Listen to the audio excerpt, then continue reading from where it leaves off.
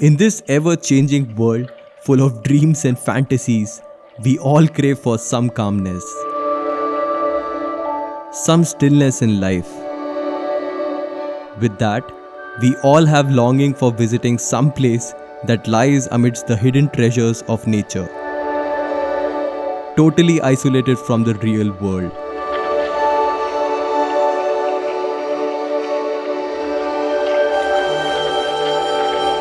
During my Nagaland journey, I happened to visit one such place, the village of Khonoma, surrounded by a thick canopy of natural green and inhabiting the true warriors.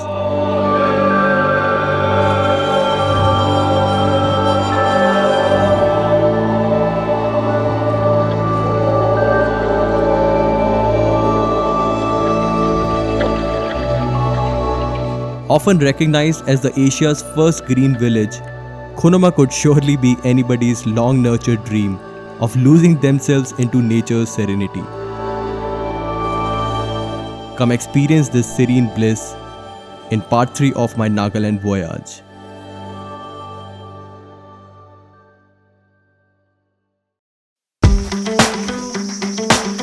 YouTube, meet my friends. Hi, I'm Ankita and I'm a content creator. Hey, I'm Nishant. I run Chalo Hopo. Hi, I'm Priyanka Biswas. I'm a portrait photographer. It's so beautiful. Together we went on a week-long adventurous trip across the beautiful terrains of Nagaland, organized by Chalo Hopo. We had a crazy time exploring this stunning place. That was so fun. This series is my travelogue from Nagaland. So it's day 4 of my Nagaland trip, and I woke up in this beautiful village called as Khonoma village, which is almost like 20 kilometers away from Kohima, which is the capital city of Nagaland. This place is really nice, and people are like really friendly over here. Like you always see them smiling, and it feels really good to be here. Also, like, I'm very fortunate enough to witness one of their local festival happening. So this festival is about, this actually takes back to the roots of Naga people. The Naga people are known for head hunting, and people in Khonoma village used to be like very powerful, and they would just go out and hunt head, and yeah, I mean, a lot of people in the nearby villages used to not feel good about it because they would kill their people. So after that time, like, all the people from these villages used to gather together, and like they would have feasts together just as a sign of friendship and brotherhood. So today was one of those rare occasions where people from this village called as Mima and people from Khonoma village are meeting together. They'll share stories of their ancestors, they'll share friendly vibes, and they'll have a meal together. So like, it's really good. It's so raw, like it literally takes you back to the basics, like where people believe in interacting with each other, solving their issues, and forgetting everything which has been there between them, like be it like something bad happening in history. So yeah, I mean, it feels really good to be a part of all of this. So today we are mainly going to do sightseeing in this village. I'm not sure like what all places are there, but through the day I'll get to know about it, and we'll start from here, and I'll keep you all posted. Then we got Craving the entire jam. So where are we going now? Right now we'll be going up to the top of the village. We'll start with the village gate, which is one of the oldest village gate in the village. Earlier the village was not expanded or extended to other parts. It's not going across this gate. From here inside only was the village. It was bounded by the gates. So this gate, the first building of this gate was done in 1829, and then it was reconstructed in 1983. So you can go and have a look. So this is the new renovated gate made of stone in 1983. The old gate is at the back, which is of 1829.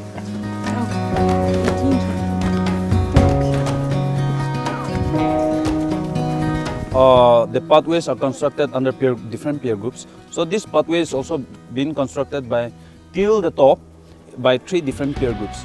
So it all falls under one godfather. So it is under the name of that godfather. Your peer group has to do something worthwhile, worthy for the community, for the village. Like you may be constructing a footpath, maybe constructing a more room, or constructing a seating area, or maybe planting trees, giving it to the community. It's not that that is your peer group's possession. It would be the community's now. You are just giving it away. So in their lifetime, everyone does that. So these paths are like being constructed by peer groups.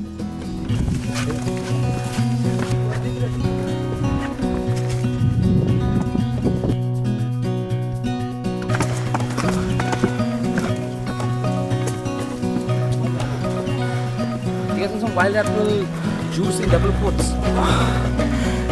Huh? Hopping bug. Can I hop some? Not now.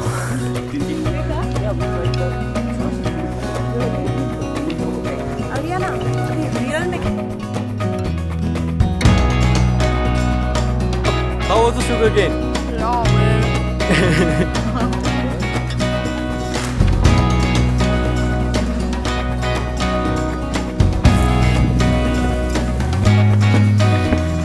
This is a memorial, okay? During those days, it was a memorial built in 1879, that also. It was a memorial built in 1879. Like, up till that point, if you go today to that point, you will see duck. Pits are there, round circular pits are there, okay? Round duck. So what happened, the British attacked the village. The villagers have no option, they have to let the wife and children escape to some place of safety.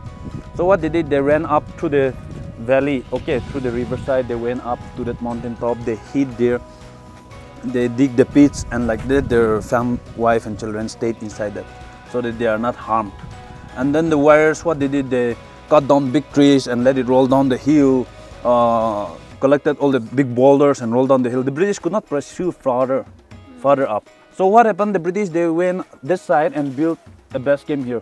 Today it is, that particular area is used as a government high school.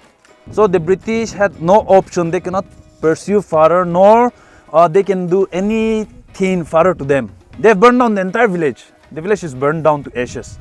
But the villagers are not retreating, or like the villagers are not surrendering to them. So they were like, these people are so stubborn, we need to do something out.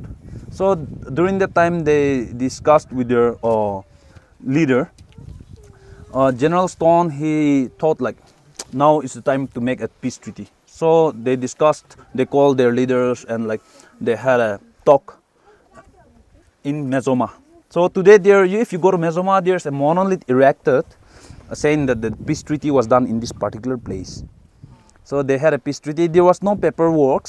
The locals here, what they said is, if you have spoken with your mouth, then that is it. Let that be. So yeah, so that's what the system was.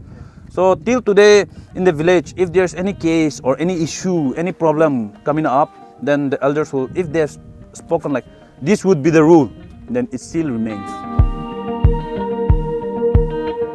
Getting to know more about the lifestyle of the locals, we could understand what remains right now is only a shadow of their once fairy self.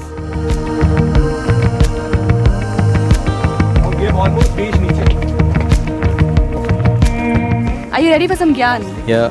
Okay. So, think about the amount of money you spend every time you go out, say in any city, in Bombay or Bangalore or Delhi. At least 2,000-3,000. In 2 of these outings, you can actually buy 1 ticket to the Northeast. True that, man.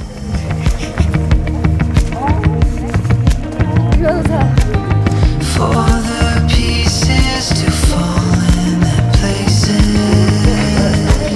So this is the place where the feast is taking place. So the people from outside this village are not actually allowed to be a part of it. But it's really interesting to watch, like, you know, how people are spreading happiness and they're becoming friends all together again. So yeah, it's been a good journey as of now. We'll probably have our lunch and then we'll head back to Kohima.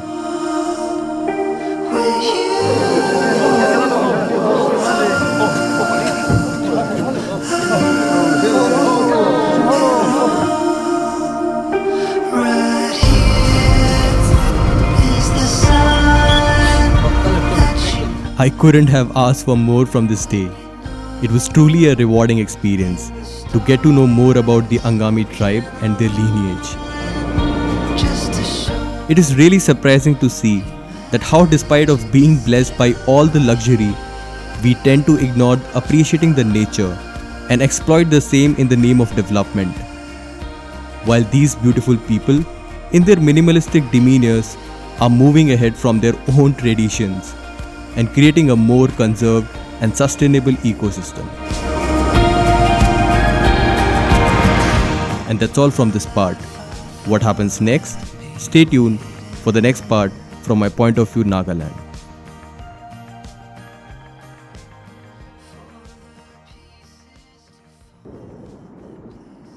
Breakfast is getting ready.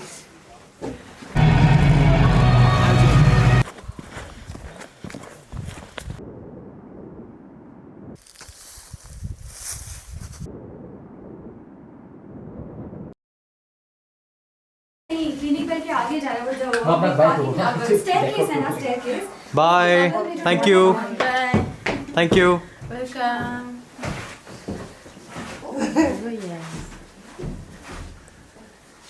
Let's go. Chalo, hopo. Chalo, chalo.